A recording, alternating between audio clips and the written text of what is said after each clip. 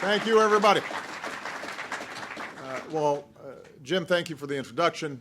Thanks to Dave and Andrew and John, all the men and women of the Business Roundtable.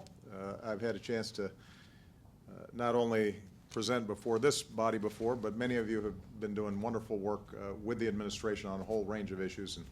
And the point that Jim just made about the commitment that some of the companies here have made in hiring and promoting our returning veterans is extraordinary. And so we're very, very grateful for that. Last time I was here in December, I told you once the mics were working that I'm hugely invested in your success because this room represents not only an enormous amount of economic output, but also represents the hopes and dreams of people who are working very hard, trying to make a living, small businesses who are supplying large companies like yours. When you succeed, when you're doing well, when you're competitive at a global scale, then America can do well also. And so we want to be a consistent partner with you on a whole range of issues, and we have. If you think about where we were 5 years ago, obviously we're marking the 5th anniversary of the collapse of Lehman's that triggered the worst financial crisis and then ultimately worst economic crisis that we've seen in our lifetimes. I think it's fair to say that we've come a long way. At that point, the auto industry was flatlining. You had the entire financial sector locked up. A number of banks were in deep trouble. And most acutely for ordinary families all across this country, they were losing jobs, losing homes, losing their life savings. And there was a genuine fear across the board that we might not be able to pull our way out of it. And we have, thanks to the grit and resilience of the American people, thanks to some outstanding work that's been done by many of your companies. We are in a much stronger position now than when we were then. And we've created now 7.5 million new jobs in the private sector. Many of your companies have added to your payrolls, and that's made a huge difference. We've seen quarters of consecutive growth that are still too slow, not as fast as we'd like, but relative to other developed countries around the world, we've actually fared a lot better. The housing market has begun to recover. Exports are at record highs. We are producing more energy than we ever have before, and although in a world energy market, for us to say that we're entirely energy independent is a little bit of a misnomer. What's absolutely true is that the geopolitics of energy have shifted, and that's strengthened our manufacturing base here and made it a much more attractive place for us to invest. The deficits have been coming down at the fastest rate since World War II. The deficit's been cut in half since I came into office. Healthcare costs, which were and continue to be a major source of concern, are increasing at the slowest rate in 50 years. And for many of you, in terms of your bottom lines, employer-based healthcare plans have gone up at about 1/3 of what they were going up when I first took office. And so there's a lot of bright spots in the economy. A lot of progress has been made and a lot of good news to report. But I think what we all recognize is we're not where we need to be yet. We've still got a lot of work to do. And we know what it is that we need to do.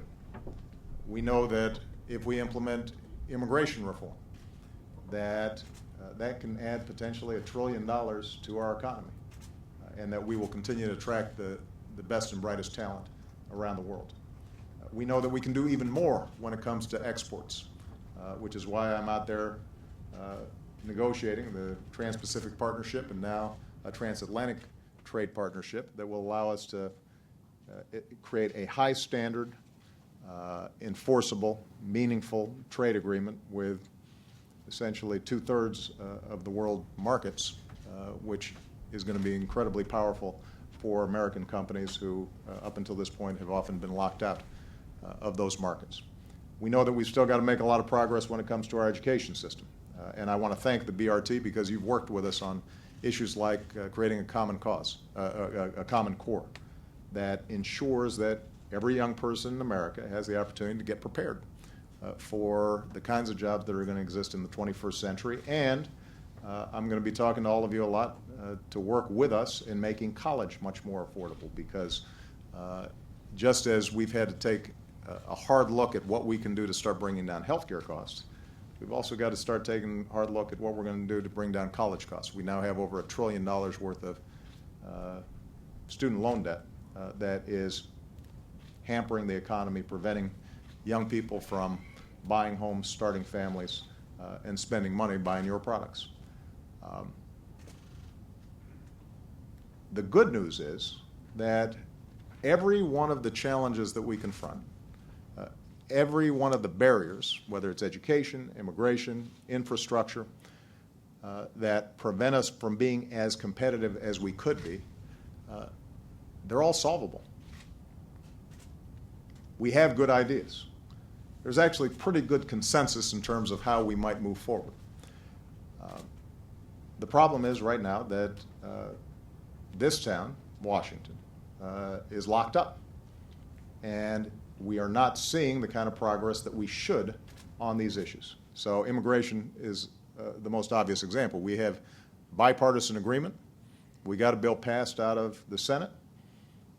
It's sitting there in the House, and if Speaker Boehner called that bill today, it would pass. We've got a majority of the House of Representatives that's prepared to vote for it.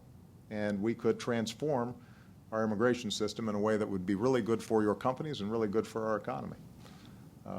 The reason it's not happening is because there's a small faction that insists that our tradition as a nation of laws, but also a nation of immigrants, somehow is un-American, and they oppose it. And that duplicates itself on a whole range of these issues. And now in the next several weeks, it's going to manifest itself in what is going to be probably the most critical debate about our economy over the next several months, and that is what we do about our budget. So let me just speak very briefly to that issue. As I said before, our deficits are coming down very fast. In fact, the IMF and other international organizations that had cautioned us previously about our deficits are actually now concerned that we're bringing our deficits down too fast. That's the assessment of the economists. On the current trajectory that we're on, and if we were to pass the budget that I put forward, our deficits would continue to go down. And we would have a deficit to GDP ratio below 3%, which is typically the standard at which it's sustainable. Now, in order for us to do that, we've got to do a couple of things. Number one, we've got to continue to be tight-fisted when it comes to spending on things we don't need.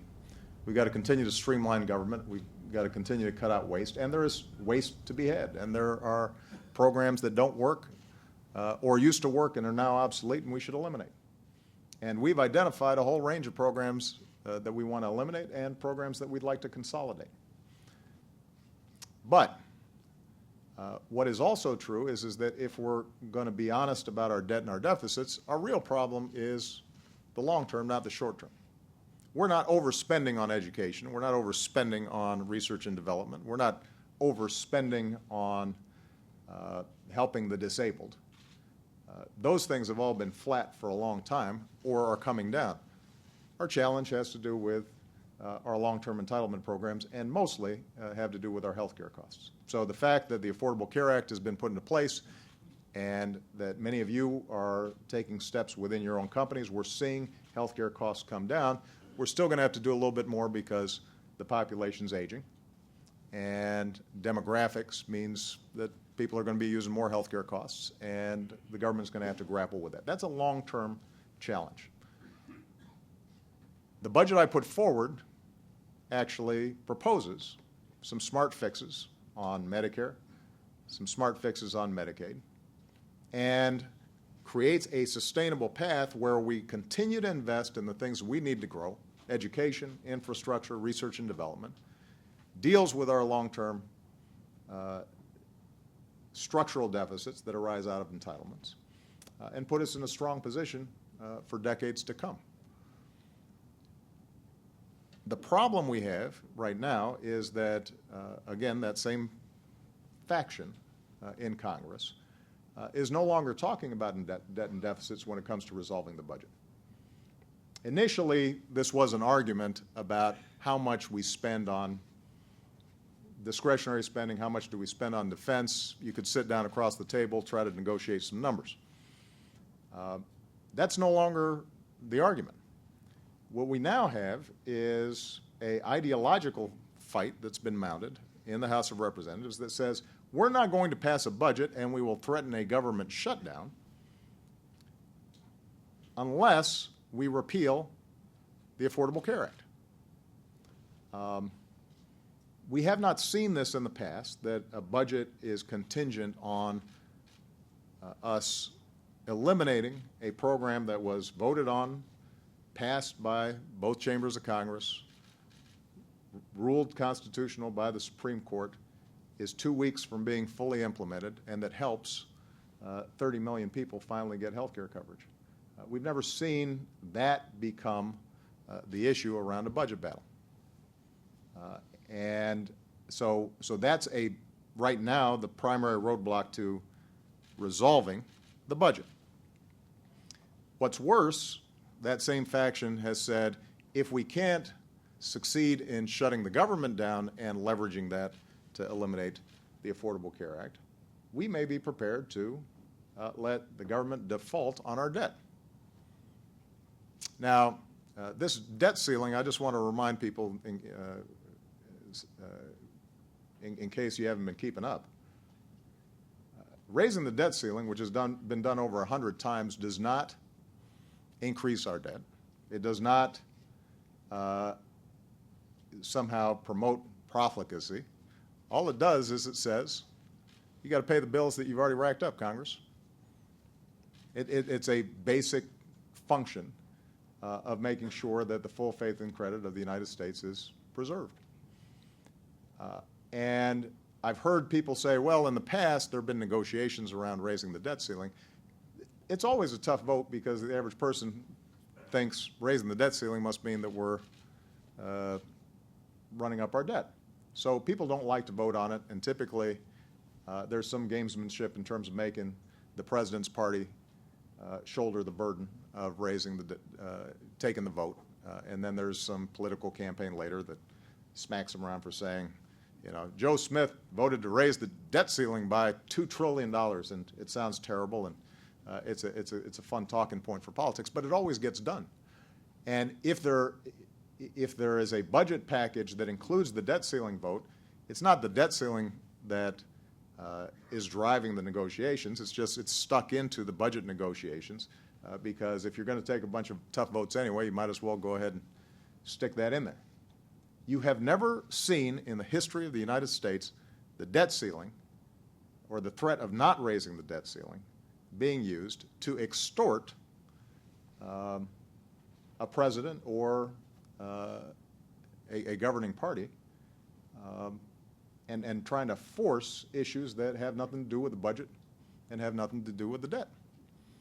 So here's where we are, and I think this is the bottom line, and I want to make sure everybody's clear here. I have presented a budget that continues to deal with our deficit effectively.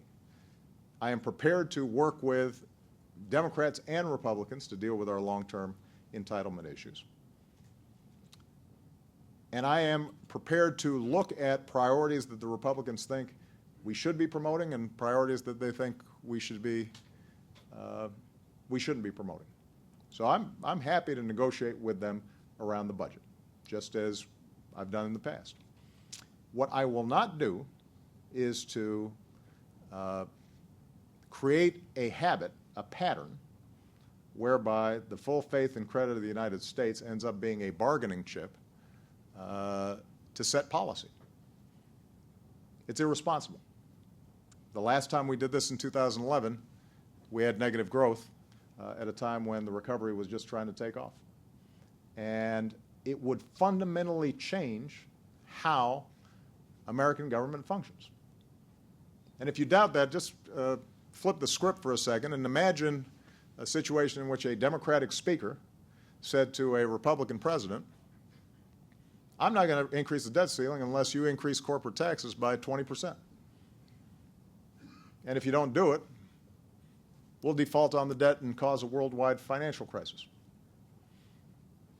Even though that Democratic speaker didn't have the votes to force through that particular piece of legislation, they would simply say, we will blow the whole thing up unless you do what I want. That can't be a recipe for governing. And I have responsibilities at this point, not just to the current generation, but to future generations.